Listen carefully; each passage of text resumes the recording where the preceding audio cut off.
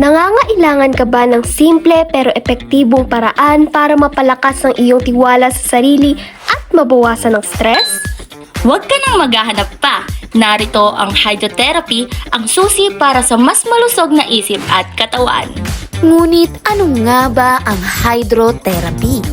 Ang hydrotherapy ay gumagamit ng mainit na tubig upang palabasin ang endorphins, likas na pang-relax na makakatulong sa pag-alis ng pag-alala, depression at pagbabago ng emosyon. Parang mahigpit na yakap para sa iyong kaluluwa. Plus, ang hydrotherapy ay hindi lang tungkol sa pagpapahinga. Ito ay isang community-based na intervention therapy na nagtataguyod ng pangkalahatang kagalingan. Ang stress ay normal lamang. Ngunit marami sa komunidad ng Herona ang nakakaranas nito. Kaya naman, ang tubig na may lemon ay nakakatulong sa isang individual na mabawasan ang kanyang stress at siya ay pakalmahan. Sumusunod rito ang pagtugon sa stress at pagtataguyod ng mental na kalusugan sa komunidad ay napakahalaga hindi lamang para sa kalusugan ng mga individual. Sa pagbibigay prioridad sa kalusugan ng isip ng isang komunidad, maaari tayong lumikha ng isang suportadong kapaligiran na magpapahintulot sa mga individual na mas lalo pang umunlad. At ngayon, tara na't alamin ang mga benepisyo ng water therapy.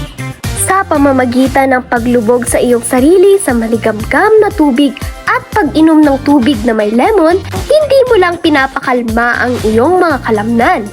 Pinapalakas mo ang iyong pagpapahalaga sa sarili at binabawasan ang stress. At sino ba naman ang hindi gustong magkaroon ng mas tiwala sa sarili at mas malalim na pahinga?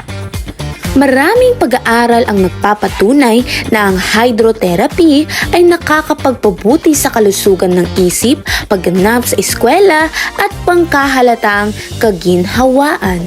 Hindi lang yan, nabibigyan tayo nito ng magandang sosyal na aspeto at mas lalong napapabuti ang sirkulasyon ng ating dugo. Gaya ng sinabi ng iba, simulan natin ang ating araw sa pag-inom ng tubig na may lemon dahil mas napapalakas nito ang ating pisikal na kalusugan. Parang natural na pagpagaan ng loob, diretso sa iyong bakuran. Kaya bakit mag-aantay pa? Simulan ng hydrotherapy sa inyong araw-araw na gawain at maranasan ang magandang bisa ng water therapy. Tandaan, ang pagsasarili ay ang unang hagbang patungo sa mas masaya, mas malusog na pagkatao. Lubog at uminom at tuklasin ang ligay ng hydrotherapy. Masasalamatan ka ng iyong isip at katawan para dito.